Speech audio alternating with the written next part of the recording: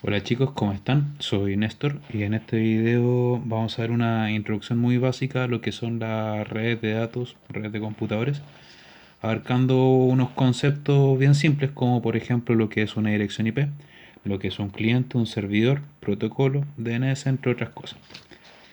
Entonces, primero, una red de computadores básicamente son muchos, o sea, dos o más equipos conectados a un concentrador, por ejemplo, ¿ya? Que puede ser una red de área local, por ejemplo, una pequeña red. Y cada equipo dentro de la red tiene que estar direccionado. ¿Qué significa esto? Que tiene que estar ubicable, ¿ya? Y en el caso de las redes de computadores, mediante lo que se conoce como su dirección IP. Ya, entonces acá podemos tomar este pequeño ejemplo, ya con dos computadores conectados a un switch y de ahí hacia el internet, que le vamos a asignar la siguiente dirección IP, la 192.168.1.2, 192.168.1.3, ya a nuestro concentrador le vamos a poner 192.168.1.1. ¿Ya? Entonces, estas direcciones IP que yo puse son direcciones IP privadas, ¿ya? O sea que se ven solamente dentro del área de la LAN, ¿ya? Nosotros vamos a definir toda esta porción desde el router hacia adentro como LAN, ¿ya? Que corresponde a Local Area Network, ya que sería una red de área local. Ya existen otras redes más grandes que son las WAN, ¿ya? Pero que no van a ser abarcadas en este video, pero existen otras clasificaciones. Acá nosotros estamos frente a lo que es una topología tipo estrella, ¿ya? Me voy a referir a una topología tipo estrella cuando los computadores estén conectados de esta forma, ¿ya? O sea, tenemos acá el computador 1, tenemos el computador 2, el computador 3, el computador 4, fíjense, forma una topología estrella. Existen otras topologías que son como la EBUS, ¿ya? O sea, que tenemos una línea central donde podemos conectar los distintos equipos, o también podemos tener una conexión de topología tipo anillo. Y entonces, ojo, el concepto de topología es simplemente el cómo nosotros vamos a conectar los equipos. En la mayoría de los casos dentro de este curso vamos a trabajar con tipo estrella. Ya, o sea, vamos a tener un concentrador central, ya, donde se van a conectar los demás equipos, ya sea de forma cableada o inalámbrica. Ya, por lo general, ya, este equipo que vendría a ser un switch router, ya, también va a ser llamado el gateway o la puerta enlace. El gateway, la puerta enlace, ya. Por lo general ocupa la primera dirección IP. Generalmente la 192.168.1.1, ¿ya? Pero esto es la IP privada, es decir, es la IP que se va a ver desde este punto hacia adentro de la red. Entonces, dentro de nuestra red, tenemos acá, por ejemplo, dos computadores que sería el 192.168.1.2 y la 192.168.1.3. Pero, como le había dicho anteriormente, tenemos lo que es la parte privada y la parte pública.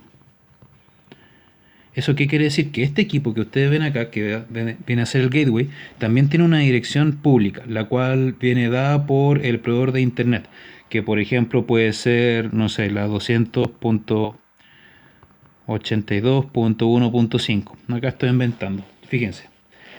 Entonces vamos a tener que el gateway va a tener dos direcciones IP, ya una que va a ser la parte privada y otra que va a ser la parte pública. Acá tenemos dos computadores y esta nube vendría a ser la internet y un computador que está por fuera.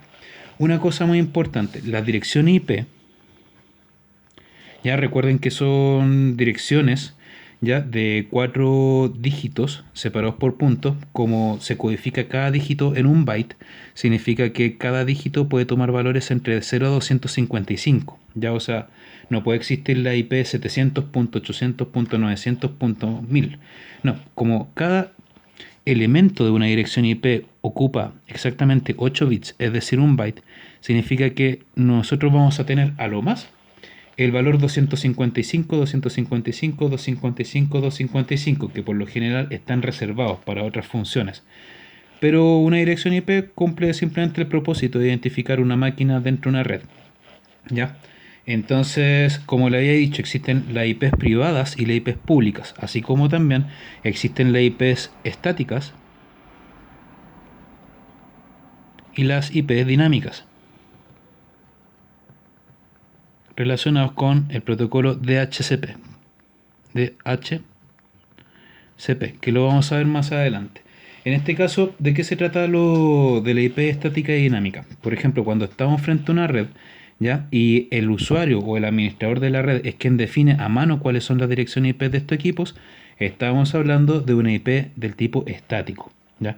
En cambio, cuando nosotros le decimos a la máquina que automáticamente resuelva con el router cuál es su dirección IP, el router va a asignar la dirección IP, la primera libre que encuentre, y ahí se la va a asignar el equipo. Ahí nosotros estamos trabajando con dinámicas. Recuerden, una IP estática es cuando el usuario o el administrador la define a mano, ¿ya? Y una IP dinámica es cuando el router asigna una dirección libre a la máquina, ¿ya?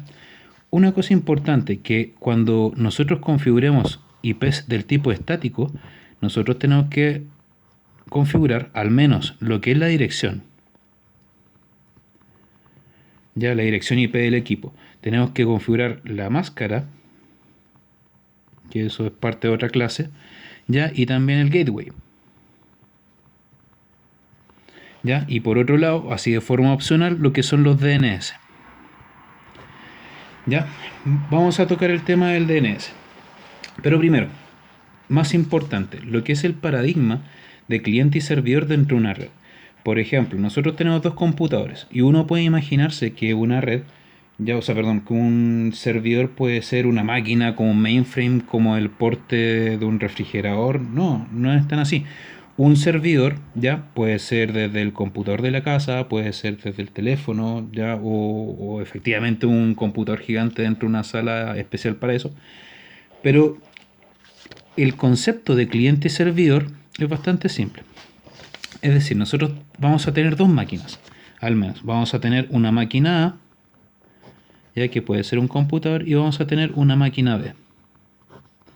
Ya más simple, vamos a definir una como cliente y la otra como el servidor.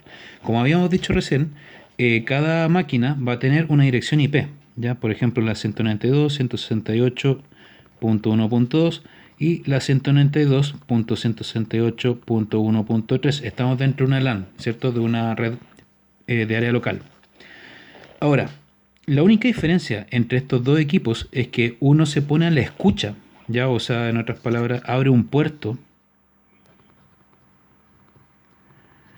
ya, y se queda a la escucha de que los clientes se conecten a él. Eso vendría a ser un servidor. Un servidor es una máquina que se pone a la escucha ofreciendo un servicio, ya, o sea, un servicio a qué se refiere, por ejemplo, alojar una página web o simplemente recibir información desde un socket, por ejemplo. Él simplemente se pone a la escucha abriendo un puerto. Eso es muy importante, el concepto de puerto. El puerto es un número de 2 bytes, o sea, de, si no me equivoco, de 16 bits, que puede ser un número entre 0 a 65.536, ¿ya? Pero por lo general se ocupa del 0 al 1000, muy raros casos sobre 1000. Pero no se confundan, un puerto es simplemente un número, ¿ya? El cual indica, es como, como un hoyo, como una puerta, donde el cliente se conecta. Por ejemplo, yo estoy con el cliente, me conecto al servidor, y el cliente ya tiene que conocer la IP a la cual se va a conectar, y también tiene que conocer el puerto, ¿ya? Entonces, por lo tanto, cuando yo estoy ubicado en el computador 192.168.1.2 y me quiero conectar al servidor que está en la punto 3, qué sé yo, en el puerto 80, por ejemplo, en el puerto 80 que corresponde a HTTP, ¿ya? Yo simplemente tengo dos computadores, este se conecta al de acá, ¿cierto? Y este le empieza a responder, pero en una forma sincronizada. Es decir, por ejemplo, la información que este le manda al servidor, ¿cierto? Si hacemos con una línea de tiempo entre cliente y servidor, vamos a ver de que el cliente le manda un paquete de información al servidor, el servidor le va a responder, luego el cliente le va a responder y se forma una especie de ping-pong, ¿ya? Entonces, acá existen ciertas tramas para poder iniciar una conexión, finalizar una o mantenerse conectado, que ya las vamos a ir viendo. Entonces eso es lo importante, que entre el cliente y el servidor se forma un canal bidireccional de datos, ¿ya? Donde el cliente es el que toma el rol activo, es decir, quien conoce la dirección IP y el puerto al cual se debe conectar, y el servidor simplemente abre un puerto, abre un servicio y espera a que uno o más clientes se conecten. Ya esa es la lógica del cliente-servidor. Y como les dije, el servidor puede ser, no sé, desde el computador de la casa, puede ser un computador gigante, puede ser una Raspberry, puede ser un Arduino, lo que sea, ¿ya?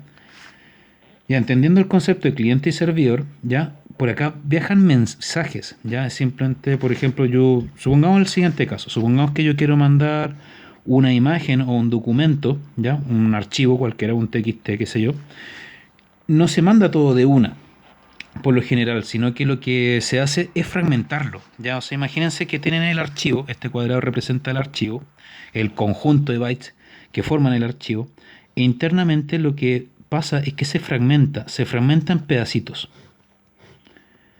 y se enumeran. Por ejemplo, este es el pedazo 1, este es el pedazo 2, el pedazo 3, 4 y así sucesivamente. ¿Ya?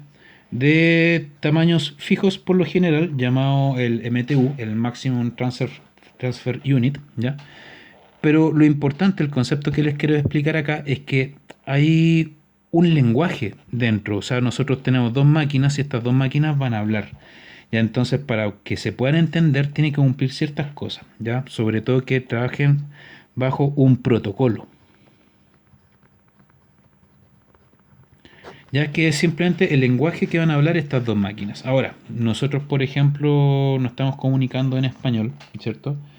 Y yo estoy hablando a una velocidad que ustedes me entienden. Ya entonces las máquinas pasa algo parecido. Las máquinas tienen que hablar en una velocidad similar, ¿ya? Porque si no, no se van a entender. Y también tienen que hablar en una forma estructurada en sintaxis, tal de que las dos puedan entenderse entre sí. Y eso es lo que define el protocolo, ¿ya? Y los protocolos por lo general trabajan en tramas.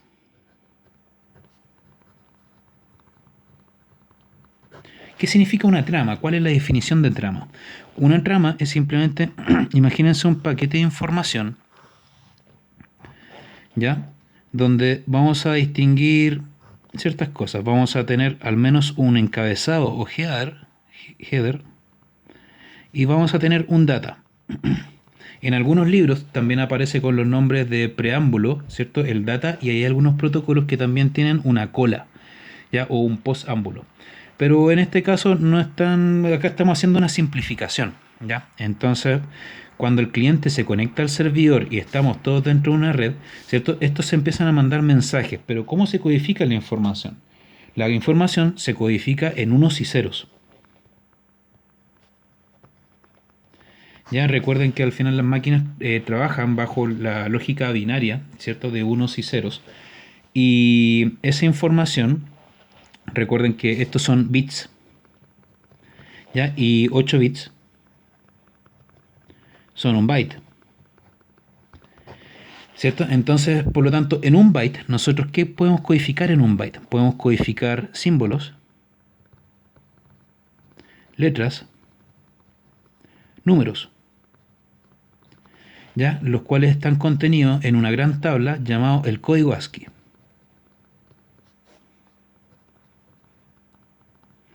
¿Ya? Entonces, y el código ASCII se puede representar tanto en binario como en decimal como en hexadecimal. Ya, si no maneja los conceptos de binario, decimal, hexadecimal, a desempolvar los cuadernos de electrónica dentro de estos días, pero hacer un repasito de estos sistemas de numeración. ¿Ya? Pero por ejemplo, cuando nosotros usemos un sniffer, ya que es un programa que justamente puede capturar el tráfico entre un cliente y un servidor, y nosotros nos ponemos justo acá al medio con el sniffer, que puede ser Wirechuck, por ejemplo, lo que vamos a capturar es la trama, pero la trama te puede aparecer tanto en binario como en hexadecimal. Entonces, lo que va a haber van a ser un conjunto a simple vista sin sentido de letras y números, pero que sin embargo codifican información y está todo estructurado. Como les dije, están bajo un protocolo. El protocolo que nosotros vamos a ver corresponde al protocolo TCP/IP. ¿Ya? Que es el protocolo bajo el cual trabaja el Internet, el cual se modela en capas, ¿ya? Lo cual corresponde al modelo OSI. El modelo OSI ya es parte de una siguiente clase, pero les digo, son 7 capas, ¿ya? Y parte en la física y termina en la de aplicación, pasando por la capa de enlace, por la capa de red, por la capa de transporte, por la de presentación, la de sesión, ¿ya? Y todo ese tipo de cosas. Pero así a muy grandes rasgos, el modelo OSI, ¿ya?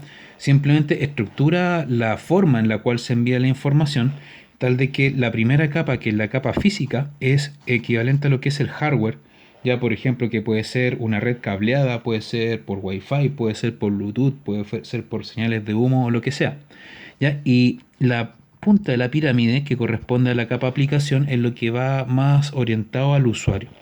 Por ejemplo, el protocolo que puede ser HTTP, puede ser SMTP, puede ser FTP. Son distintos protocolos de aplicación que los vamos a ir viendo más adelante y que trabajan directamente ya a nivel de usuario. Ya las primeras capas, por ejemplo, la capa uno que es la capa física, trabaja más orientado al hardware. Las capas de enlace, de red de transporte, más que nada lo que es el manejo de direcciones IP, de direcciones MAC, de puertos, por ejemplo, si tiene comprobación de errores, por ejemplo, ese tipo de cosas. Ya, pero no nos desviemos, ya vamos a tocar el tema de TCP/IP, o sea, del modelo OSI. Bueno, TCP/IP es justamente un protocolo que trabaja bajo esta estructura, que tiene un encabezado y tiene un data. Ya volvamos al ejemplo de que queremos mandar la imagen del cliente al servidor. Entonces nosotros tenemos, o la imagen, el archivo, el texto, lo que sea. Nosotros tomamos el archivo, ese archivo lo fragmentamos en varios pedacitos, como si fuesen piezas de un rompecabezas, ¿ya? Y los vamos a meter cada pedacito en un paquete, ¿ya? O en una trama, una cosa que tiene esta estructura. Tiene un header y tiene un data. Una cosa muy importante, en el encabezado, en el header, nosotros vamos a identificar ciertas cosas. Por ejemplo, hablando general de protocolos, ¿ya? Nosotros podemos identificar lo que es un start byte. Vamos a ampliar la parte del header, ¿ya? Si nosotros ampliamos el header, ojo que no estoy hablando directamente en TCP/IP, sino que estoy conceptualizando el protocolo. Vamos a tener lo que es el start byte. ¿Qué otras cosas podemos identificar? Lo que es la longitud del paquete, el len, lo que es el source address, lo que es el destiny address, ¿ya? Y también el checksum. Y bueno, acá ya parte lo que es el data. Ya como les dije, esto es muy a grandes rasgos. Todo va a depender del protocolo. No todos los protocolos trabajan con el mismo header, pero en la gran mayoría de los protocolos nosotros podemos identificar estas cosas. Como por ejemplo el start byte. Imagínate una cosa. Nosotros tenemos el cliente y el servidor, y el cliente le manda simplemente una ráfaga de unos y ceros, ¿cierto?, al servidor, y el servidor tiene que saber cuándo inicia el mensaje. Entonces, la gran mayoría de los protocolos tiene un start byte, ya que es como un byte de inicio, con el cual nosotros podemos identificar dónde parte el mensaje. Ya, por ejemplo, acá voy a hacer una suposición. Supongamos que el start byte es 0 por 7E. ¿Ya? Ojo, cuando aparece un 0 por significa que estoy hablando en hexadecimal. ¿Ya? Entonces, en este caso, si nosotros mandamos bytes y una ráfaga de bytes del cliente al servidor, el servidor va a recibir en algún momento un 0 por 7E, que es un iniciador del mensaje. ¿Ya? Es simplemente todas las tramas, ¿cierto? Todas las cadenas de datos que están como encapsuladas, por así decirlo, en estos trozos, ¿ya? Parten con esto. Ya, supongamos que parte con 0 por 7. Ya, entonces eso significa, ok, estoy frente al inicio del mensaje. Luego, yo acá estoy suponiendo un protocolo cuyo siguiente elemento corresponde a la longitud. Ya, la longitud es simplemente la cantidad de bytes, ¿cierto?, que ocupa la trama. Y dependiendo del protocolo, ya se toma el data o no se toma el data, pero lo importante es lo siguiente, que si nosotros tenemos una ráfaga de información, ¿cierto? Y nosotros ya identificamos también cuando parte el mensaje, tenemos que saber también cuándo termina. Entonces, tenemos dos formas de saber cuándo termina un mensaje, dependiendo del protocolo. O sabemos cuándo comienza y cuál es la longitud, ¿cierto? O sea, al final tenemos el start byte y tenemos es tanta la longitud, entonces acá termina el mensaje, porque si no se puede sobrelapar con el siguiente. Y la otra forma, que hay otros protocolos que lo tienen, es simplemente tener un start byte y también un end byte, o sea, un byte de término. Es simplemente un elemento que indica cuándo comienza y cuándo termina. Entonces todo lo que está adentro, ¿cierto? Corresponde ya al mensaje y a otras cosas propias del protocolo. Entonces acá yo estoy suponiendo un caso de protocolo cuyo header tiene un parámetro len, ya que el cual puede ser, no sé, pues, de 1 o 2 bytes, qué sé yo, el cual dice cuál es la longitud del paquete. Ya, ojo, que acá el start byte puede ser 1 o pueden ser 2, el len puede ser 1, 2 o 3, todo va a depender del protocolo. Acá yo voy a suponer, como estoy haciendo una simplificación, de que cada cajita del header pesa un byte. Esto es un byte, esto es un byte, ¿ya? Ah, y acá vienen las direcciones, ¿ya? Acá también lo voy a suponer que son un byte, por mientras. Un byte y un byte. Y estos son como los elementos básicos que tiene un protocolo. Entonces tenemos el start byte, tenemos la longitud, que en este caso es un byte. Ahora, si nosotros encontramos un parámetro len que ocupa un byte, significa que estamos restringidos a que el paquete a lo más va a tener 255 bytes de longitud, ¿ya? Por eso, por lo general, en los protocolos ya reales, ¿ya? El parámetro len ocupa de 2 bytes para arriba, ¿ya? Entonces acá yo estoy simplificando. Supongamos que la longitud del paquete es de un byte. Ya. Luego, otras cosas que podemos identificar dentro de un protocolo son las direcciones. Acá yo también estoy simplificando, que son de un byte. Pero en el caso de TCP/IP, nosotros habíamos dicho originalmente que son 4 números entre 0 a 255, ¿cierto? Separados por puntos. Entonces, ¿qué significa eso? Que cada uno es un byte, ¿cierto? Si un byte son 8 bits, significa que 8 por 4 son 32. Entonces, que en TCP/IP, si esto fuese el protocolo TCP/IP, estos serían 32 bits o el equivalente de 4 bytes, ¿ya? Entonces, ¿por qué? Porque fíjate, supongamos la dirección IP 200.82.5.3. Eso es una dirección IP versión 4, ¿cierto? Entonces vamos a tener acá la dirección IP, ¿cierto? Y esto es un byte, esto es un byte, esto es un byte y esto es un byte, ¿cierto? Entonces, por lo tanto, en ese caso nosotros tenemos que la dirección IP ocupa 32 bits, que es el equivalente de 4 bytes. Ya, pero en este caso, en este protocolo simplificado, tenemos que las direcciones son de un byte. ¿Qué significa que la dirección del header de un protocolo sea un byte? Que a lo más vamos a poder direccionar 255 dispositivos en una red. ¿Ven? Entonces por eso es necesario tener más bytes, porque si no vamos a quedar muy cortos de direcciones. Entonces, bueno, hay otros protocolos como por ejemplo el Zigbee para la XBee que trabajan a 2 bytes o 4 bytes, qué sé yo. Entonces, con eso tú puedes ir multiplicando la cantidad de dispositivos que tú conectas en una red. ¿Ya? Pero bueno, el source address, como bien lo dice la palabra source, que significa fuente, ¿cierto? O origen, es quien emite. Entonces, si nosotros pusiéramos un sniffer, que es el que captura el tráfico de red entre los dos computadores, y lo ponemos a olfatear, por así decirlo, y capturamos el header, vamos a ver de que el source address corresponde a la dirección IP de este equipo, del cliente. Y el destiny, ¿cierto? Que corresponde a esta otra, corresponde a la dirección IP del segundo computador. ¿Ya? Entonces hasta el momento hemos visto el start byte, en la longitud, el source address, el destiny address, y ahora viene el checksum. El checksum. Ya, el checksum ya es simplemente un mecanismo que tienen los protocolos para poder controlar los errores. Ya, o sea, por ejemplo, supongamos que tenemos acá esta imagen, ya donde el cliente le va a enviar al servidor, ya, o un computador A le envía a un computador B un fragmento de una foto. Ya, seguramente ustedes han recibido imágenes dañadas o archivos doc o Excel que están dañados y que no se pueden abrir. O es típico, te bajáis un juego en un punto RAR y tú lo abrís y dice que está corrupto por un problema del CRC, comprobación de redundancia cíclica. Entonces el checksum es simplemente un mecanismo interno que tiene todo este protocolo para ver si el dato llegó bien o no.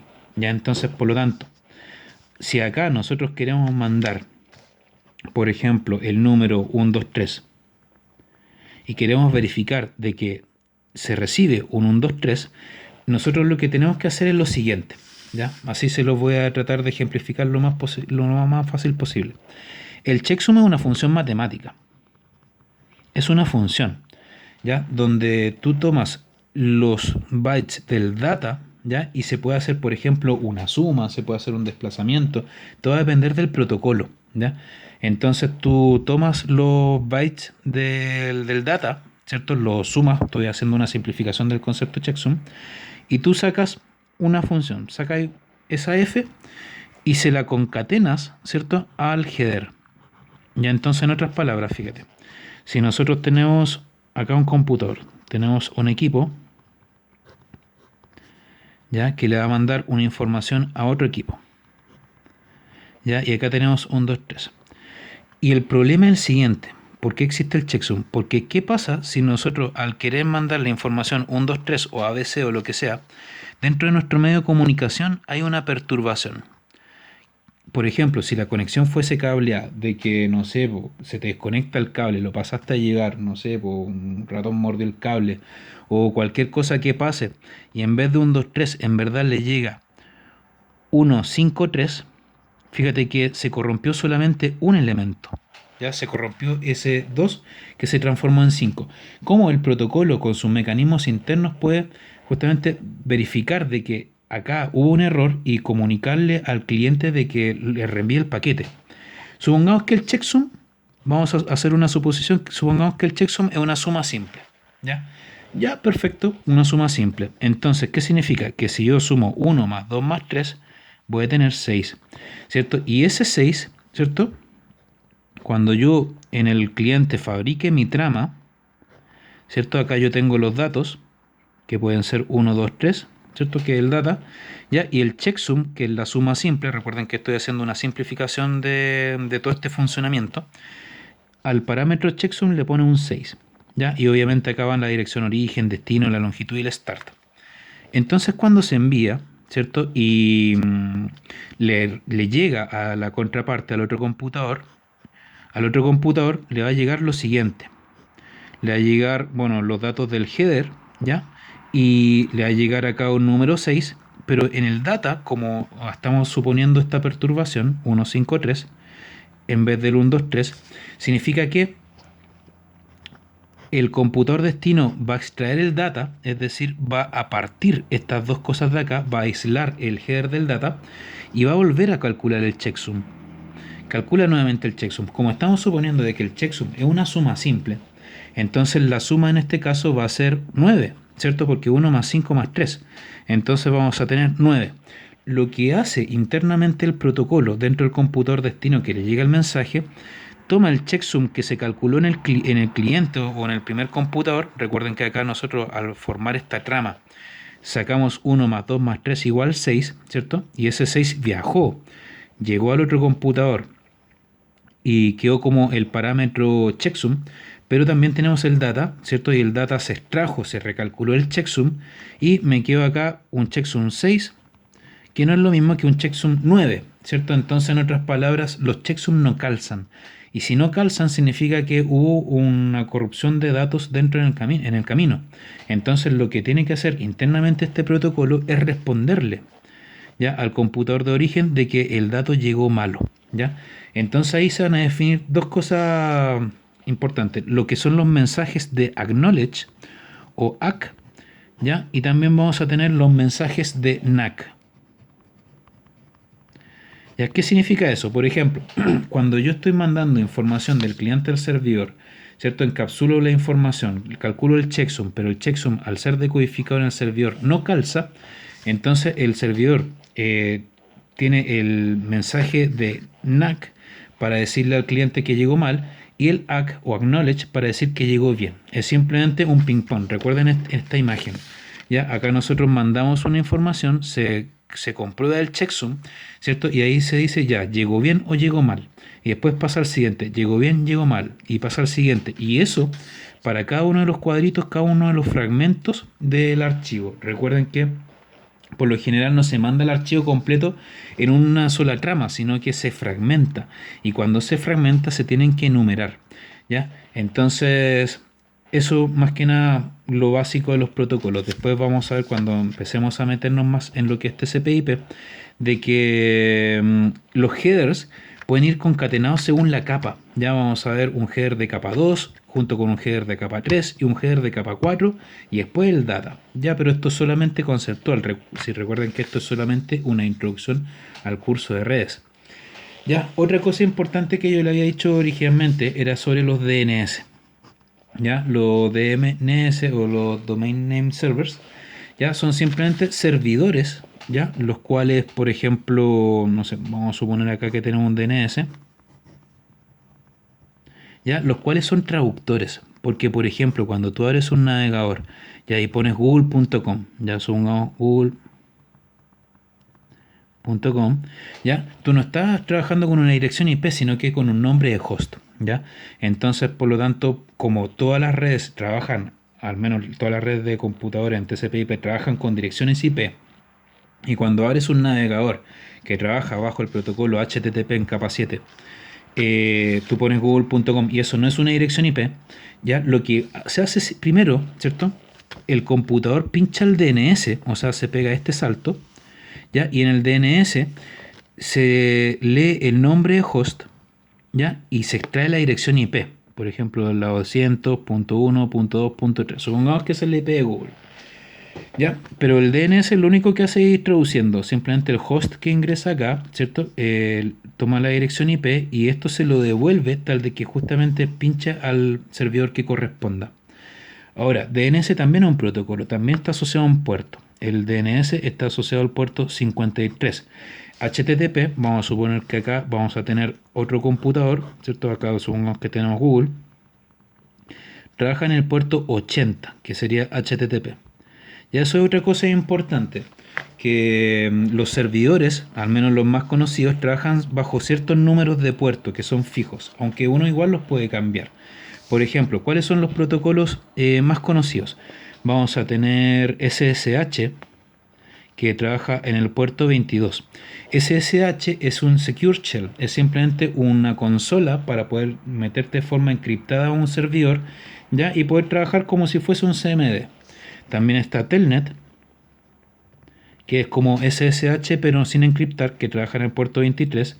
Vamos a tener SMTP o Send Mail Transfer Protocol, que trabaja en el puerto 25, correo electrónico saliente.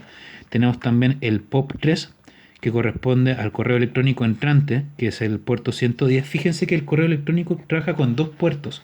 Es decir, abre un puerto acá y tiene un puerto de entrada y un puerto de salida, separados, no, o sea, no es bidireccional.